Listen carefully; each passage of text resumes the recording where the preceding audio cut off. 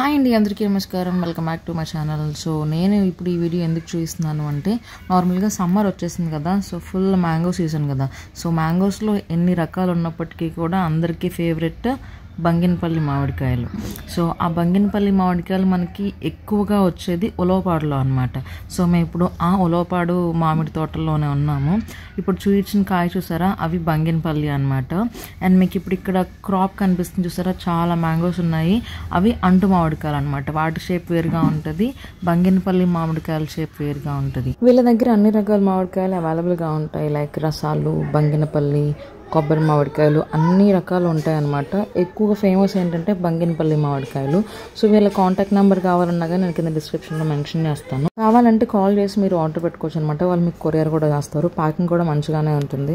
మేమైతే ఈ తోటలోకి రావడం ఫస్ట్ టైం. సో ఉలవపాడు చాలా ఫేమస్ కాబట్టి ఒకసారి విజిట్ చేద్దాం అనుకున్నాము. లక్కీలీ వచ్చేటప్పుడు విజిట్ చేసాం. సో తోట అయితే చాలా బాగుంది, చాలా పెద్దది.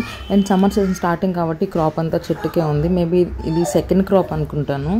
వీళ్ళ దగ్గర కాస్ట్కి బయట కాస్ట్కి ఆబ్వియస్లీ కాస్ట్ డిఫరెన్స్ ఉంటుంది. మాకైతే అంటు మామిడికాయలు వచ్చేసి 3 kgs 100 రూపీస్కి ఇచ్చారు. అండ్ బంగినపల్లి వచ్చేసి 2 kgs 100 రూపీస్కి ఇచ్చారనమాట.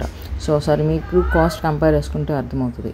ఇంతకీ మీకు ఉలవపాడు గురించి తెలిస్తే కమెంట్ చేయండి. అండ్ మీరు ఎప్పుడైనా ఉలవపాడు తోటలోకి వెళ్తా కానీ మీ ఎక్స్పీరియన్స్ ఎలా ఉంది అది కూడా కమెంట్ చేయండి.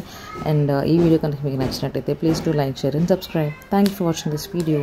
నెక్స్ట్ వీడియోలో కలుద్దాం.